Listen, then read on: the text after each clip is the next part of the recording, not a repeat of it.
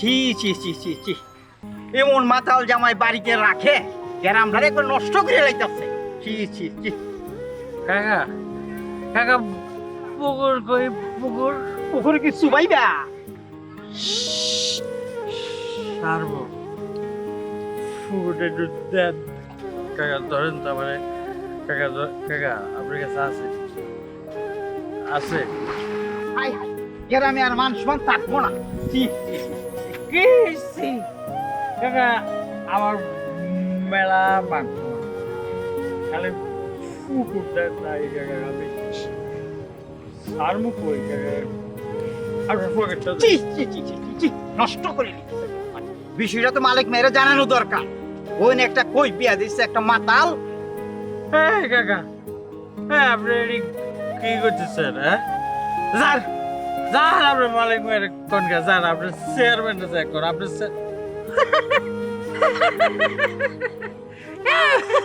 যান আপনি যান যান, মালিক চেক কোন গা, চেয়ারম্যান চেক কোন গা যান, চেয়ারম্যান রে আপনি কইয়া চেয়ারম্যান রে বিয়া করিলেন, এটা আমার কি আমার ঘন্টাটা ভাই, আমি কারো বাপেরটা খাই, আমি আমারটা খাই আমারটা। রাখো তুমি শ্বশুর বাড়ি, আবার বড় বড় কথা। যাই মালিক মেয়ের বিষয়টা জানাই আই বড় মিয়া।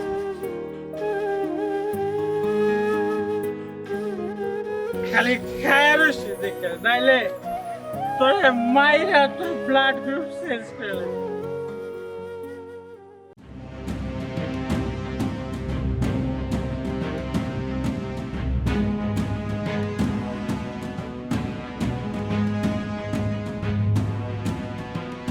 মালিক ভাই, ও মালিক ভাই, আরে বাড়িটা শোনা কিটা?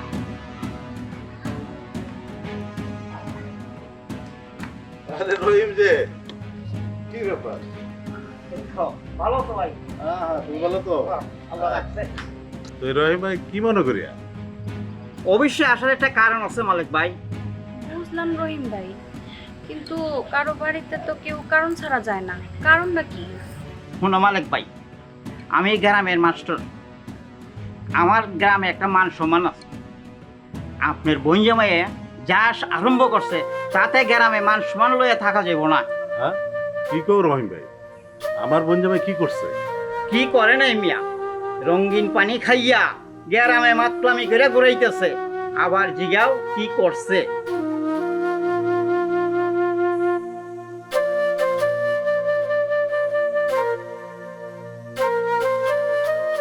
শুনো মালিক ভাই, তোমার বাবা ভালো মানুষ ছিল, কিন্তু যাই না শুনে এই মাতালটারে জায়গা দিলা কেন? ঠিক আছে রহিম ভাই, ব্যাপারটা আমি দেখতেছি, তুমি এখন যাও। এনে এদিকে আয়। শোন, কাল সকালে তুই তোর জামাইরে লইয়া শ্বশুর বাড়ি চলে যাবি। বুঝতে পারছ? ইয়ে মানে ভাবি ভাইয়া, আরে তুই চুপ থাক। এই ওর শ্বশুরবাড়িতে এমনিতেই অনেক ঝামেলা চলতেছে, ও এখন যাবো না, তুমি এই বাড়িতেই থাকো তোমার জামাইরে নিয়ে, এখন যাওয়া দরকার নেই, আমি তোমার বাইরে বুঝাই। ভাই যে বললো, আরে আমি বুঝাইতেছি, ও এই বাড়ি থেকে যাবো না, পরে যাবো। শোনো, তুমি ওর হইয়া ওকালতি করো না, আমি যেটা কইছি সেটাই হইব।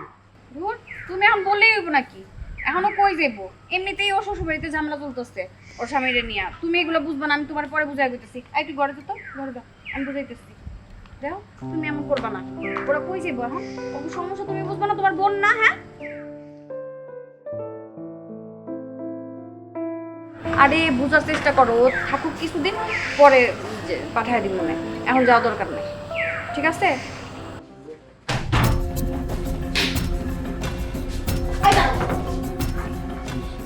আমার প্রশ্নের উত্তর দিয়ে তারপর ঘরে ঢুকবা। আরে আমি অনেক ক্লান্ত, আমার ঘুমান দরকার। আরে ধুর, আগে আমার প্রশ্নের উত্তর দিবা, তারপর ঘরে যাবা। কে তুমি কি কলেজের প্রিন্সিপাল নাকি যে তোমার উত্তর জানা নাই? বল। মনে করো তাই, তুমি ছাই পাশ খাও আর গ্রামের মান সম্মান নষ্ট করো। আমার ভাইয়ের যে একটা সম্মানিত ছিল, তুমি জানো না? ভাইজান সাফ সাফ করে দিছে তোমার সহ করে আমার এই বাড়ি থেকে বের হয়ে যাইতে। এখন এখন কই যাবা? বাড়িতে তো একটা সমস্যা আছে, আর সেটার জন্য আমরা এখানে পড়ে আসি। আরে বাবারে, এত কথা এখন শুনে আমার ঘুমের দরকার। আমি ঘুমাইতে যাও। ঘুমাইবা ঘুমাইবা, আমার ঘরে তোমার কোনো জায়গা নেই। যাও বুঝে যাও।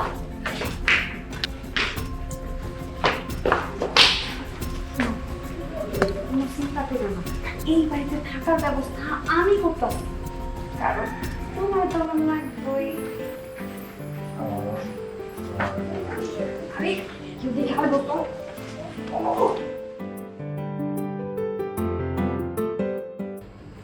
তুমি কইছো? খাওয়া দাওয়া রাখতে বলছি আস্তে আস্তে। ভাইজান কিছু করবেন না? এটি কি তোমারে কিছু কইছে? জি ভাইজান, আমার বলছে, কিন্তু আমার অবস্থা তো এখন ভালো না, বাড়ি যাওয়া যাবে না। আপনার বাড়িতে কটা দিন থাকতে হইব, একটু সমস্যার মধ্যে আছি আর কি। আমি এত বাহানা বুঝি না। তুমি এনিরে লইয়া ভাড়া বাসায় যাই উঠো। আমার গ্রামে আমার মান সম্মান সবকিছু ধুলা মিশাই দিতেছো তোমরা।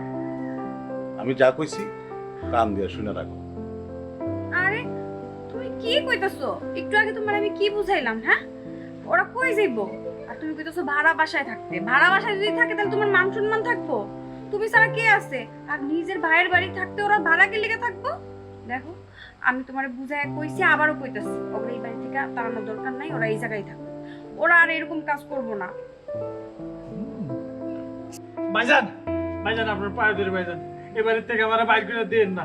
আমি আপনার কথা দিতেছি, গ্রামের মানুষ আপনার আর কোনো কথা শুনাইবো না। আমার উপরে একটু ভরসা রাখেন, বিশ্বাস করেন আমারে। এই শোনো, তোমার অনেক নাটক দেখছি, ওঠো বাজার বাছারো। আমি একটি কিছু বুঝি না, তুমি মেলা নাটক করছো।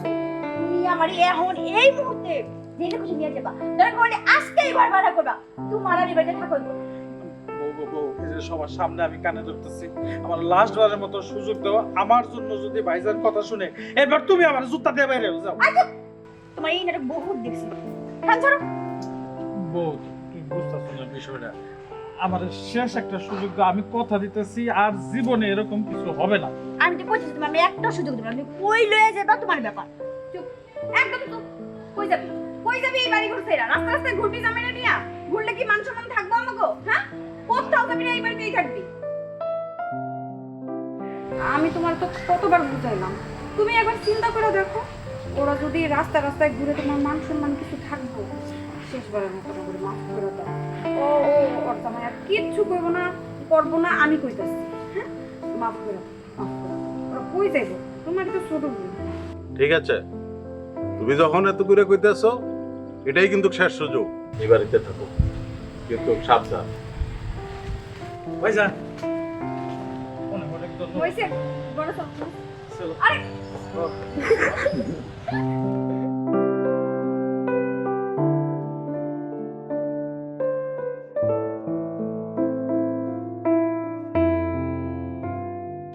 তোমার আমি এই বাড়ি থেকে যাইতে দিব না। আমার স্বামী তো আছে নাম মাত্র, ওরা দিয়ে আমি সুখী না। আরে এগুলো কি আমার কম লাগে নাকি? কম আমি তো বুঝাই এই বাড়িতে বইরে আছি শুধু তোমার জন্য। এমনি যদি আমাকে এই বিষয়টা আমি না বুঝতে পারি। শোন, ওইকে ওর 14 গোষ্ঠীও বুঝবো না। দেখো না, ওর সামনে কেমন মাথা লগ্নে গান কি মাথা তোমার দিলে মাথা। এর জন্য তো তোমার আমার এত ভালো লাগে। আরে তুমি কোনো চিন্তা করো না তো, তোমার এনে আমি দূরে কোথাও পড়ে যাবো, সেই জায়গায় তুমি আর আমি ছাড়া অন্য কোনো মানুষ থাকতো না।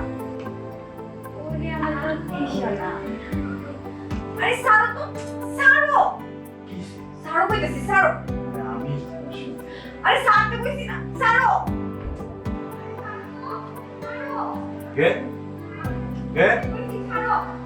কে কে তুমি নষ্ট কোথাকার! এই এই আয় আয় সবকিছু আমি বুঝছি।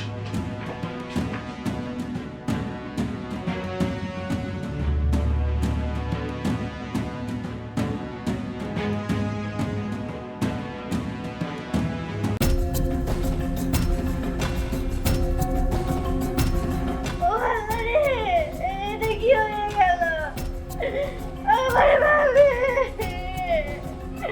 মালিক ভাই শেষ শুনতে তুমি তোমার বউটাকে ফোন করলা কি কাম করছিল?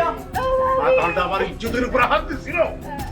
ভাবি ও ভাবি এটা কি হয়ে গেল আমি তো এটা কিছুই চাই নাই আল্লাহ, তুমি এটা কি করলা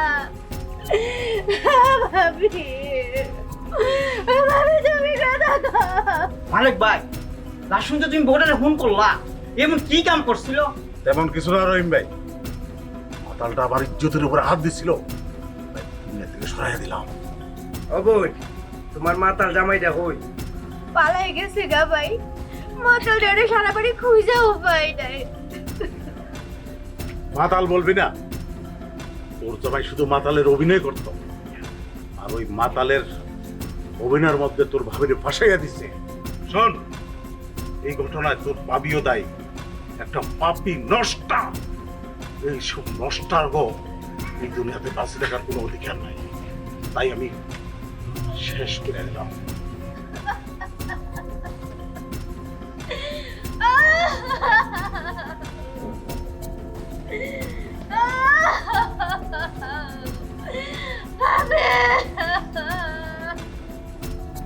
আসলে এভাবে প্রকৃত অপরাধীরা ফাঁক ফোকর দিয়ে বেঁচে যায়, প্রকৃত কষ্ট পায় নিরপরাধ কিছু লোক। আমরা এমন মৃত্যু চাই না।